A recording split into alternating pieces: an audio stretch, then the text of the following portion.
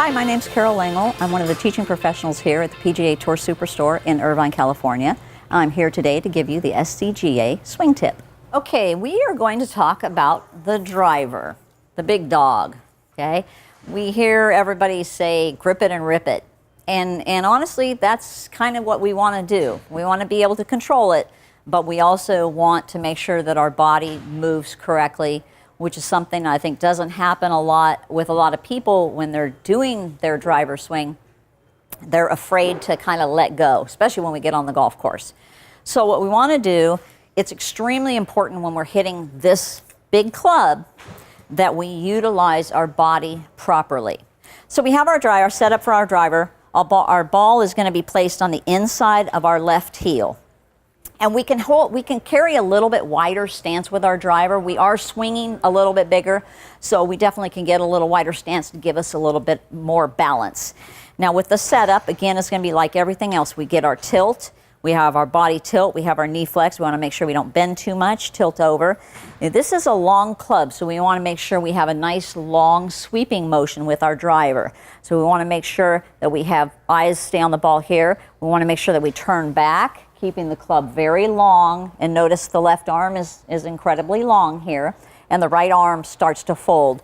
I try to instruct people not to. Some people try and keep their right arm very straight, and that's not. It's the left arm, and the right arm will just fold up under you. So left arm and the right arm folds up under you, just like if you're waving to somebody. That's how it's going to feel. And when we come down, this is where we really need to make sure we use our body. We want to swing through. So right now my right hip is turned back. I'm simply going to take my right hip and I'm going to turn it as the club drops down. I'm going to turn my hips back through and I'm going to come through to the finish. So in a full swing, it would look like this. If we're here and we take our backswing, and it would swing all the way to the finish, make sure I have a solid finish, belly button facing my target, tippy toe of my back foot, and all of my weight right now is on my left side or my front or forward foot. So very important. And don't be afraid. Don't be afraid to swing through that. Let this club swing. When you're swinging this club, the feeling you want to get is you could just take that club and throw it down the fairway.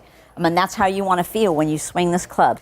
So coming through, I've talked so much about the body is incredibly important to use when we're doing this shot. So we want to make sure that when we set up, we get our good setup here and swing through the ball. So we're gonna get to this good solid finish that we've talked about so much. So we're gonna come back here and we want to finish and get all the way to the finish and hold the finish and hold the finish and hold the finish. Some people say, well, why do I have to worry about the finish? I've already hit the ball. Well, here's the deal. If I start slowing down, if I start my finish 3/4 of the way through my swing here, then guess where I started slowing down? I started slowing down back here. So that's what we call deceleration. So we want to make sure the intent is to always swing all the way through the shot. That way I don't stand a chance of decelerating. Thank you for joining us. I'm Carol Lingle from the PGA Tour Superstore, and stay tuned for our next SCGA Tip of the Week.